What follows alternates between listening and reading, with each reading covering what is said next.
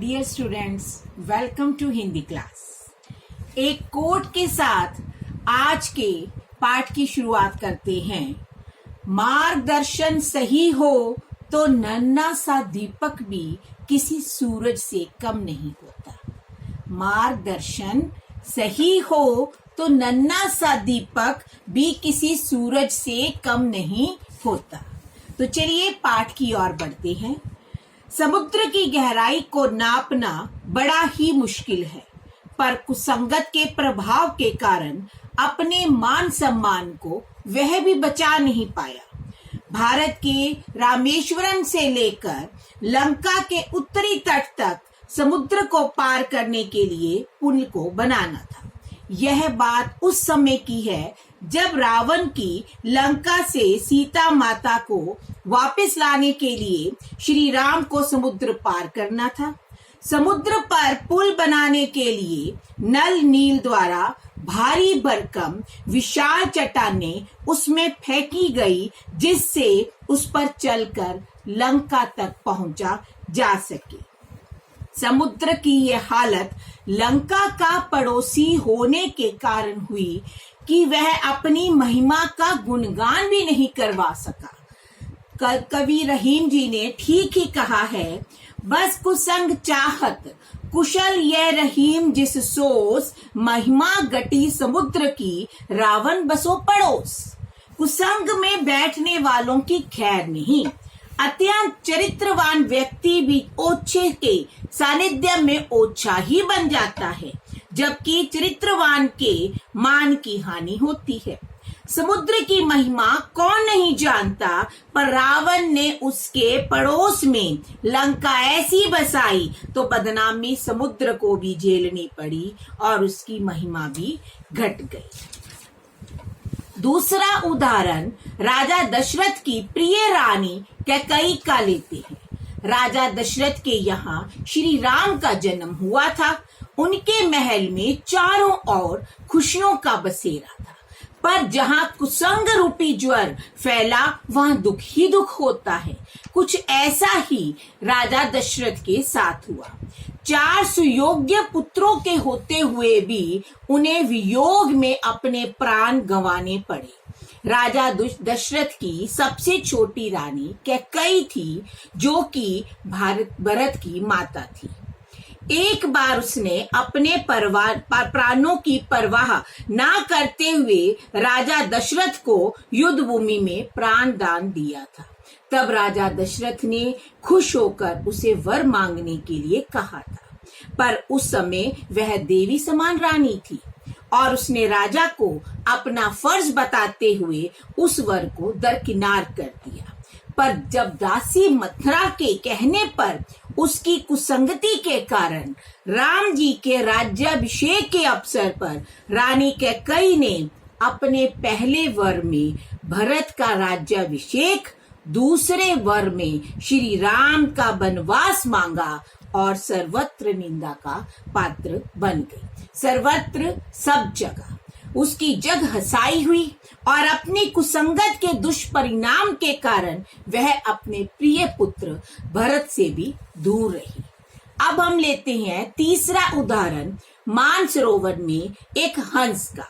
मानसरोवर में एक हंस रहता था, बिल्कुल सफेद, जैसी रंगत वैसा मन। एक दिन एक कौवा उसके साथ उड़ते उड़ते उसे अपनी बातों से प्रभावित करते हुए बोला, हंसराज, तुम्हारी बात खास है। तुम्हारा सम्मान भी होता है, क्योंकि तुम दूध का दूध और पानी का पानी कर देते हो, अर्थात दूध और पानी को अलग अलग कर देते हो। आपके साथ रहकर मेरा भी भला हो जाएगा। पर हंस बोला कि काकराज, आप कड़वा बोलते हो, स्वभाव में भी दुर्भाव है। मैं भला कैसे आपकी मित्रता कर सकता हूँ। बात तो हंस ने सही कही। जैसे एक अच्छा विद्यार्थी कितना भी सही व सच्चा हो, पर बुरी संगत के कारण उसकी मति, उसकी बुद्धि भ्रष्ट हो जाती है। वह सच्चरित्र होते हुए भी कुसंगत के कारण अपने आप को सफेद हंस की तरह बचा नहीं पाता। बच्चों, कोयले की कोठरी में जाने के बाद यह हो ही नहीं सकता कि आप बिना कालिक के या दाग के उस कोठरी से वापस आ पाओ। इसलिए हंस भी डरता था कि कोई की दुष्टता कहीं उसका अहित ना कर दे।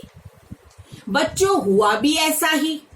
कोए के बार बार फुसलाने पर हंस ने जैसे ही दही बेचने वाले के सिर पर रखी दही के मटके से चोरी की दही खाई तो उस दही बेचने वाले व्यक्ति को पता चल गया। उसे अपने सिर पर बोझ सा महसूस होने लगा।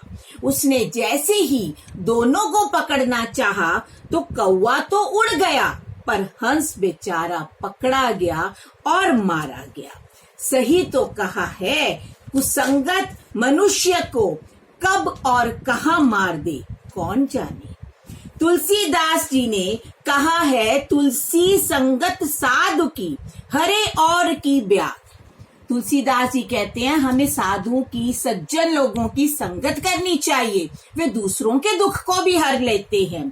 संगत बुरी असाधु की, असाधु मीन्स जो दुर्जन व्यक्ति होते हैं, बुरे व्यक्ति होते हैं, अगर हम उनकी संगत करते हैं, आठों पहर उबा, हर समय ही दुख होते हैं।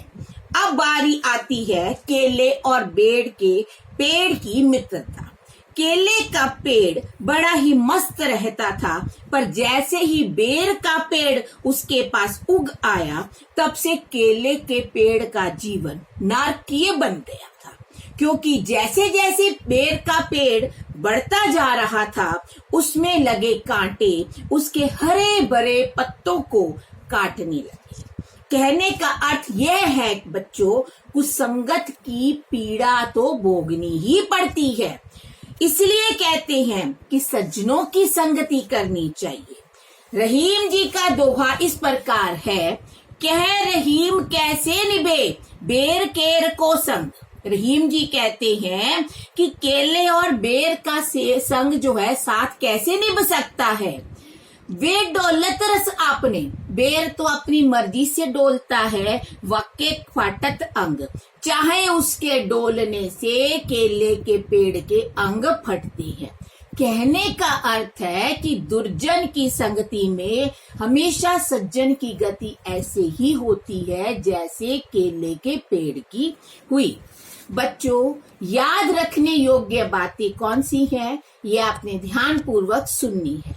हमेशा सच्चा मित्र व सही बनाओ। मित्र वही हो जो तुम्हारी बुराइयों को दूर करके तुम्हें अच्छा व्यक्ति बनाए। सच्चा मित्र वही जो अपने मित्र की पीठ पीछे कभी भी बुराई ना करे, बल्कि उसे सम्मान दे।